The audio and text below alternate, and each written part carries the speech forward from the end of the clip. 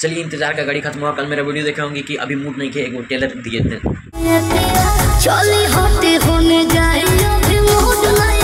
बात कर रहे हैं किस तारीख में है, आपको जान ही रहे होंगे।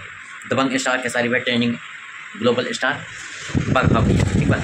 तो अभी मूड नहीं के सॉन्ग आ गई बा बरियारी थोड़ी पिया। अभी मूड नहीं के बहुत ही गर्दाफाड़ सॉन्ग है गाइस, और इसमें कोमल सिंह फीचरिंग की है।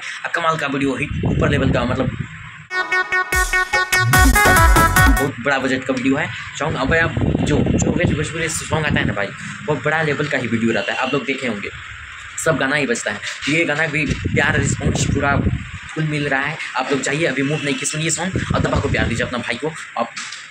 अब बाघो भैया को जानते करते हैं, हमेशा ऊपर रखना है, तब दबाए ना भैया। कहीं भी एक बार फेंक देते हैं ना, हो जाता है उसी लाइन। आजकल एक जनपा रील में खेसारी भैया लिखे थे, टुनटुन भैया खातिर यहाँ ढाका में गए थे, 2 बोरा सीमेंट दाम ले लो। इतना रील्स में ट्रेंडिंग में है ना कि क्या बताएं।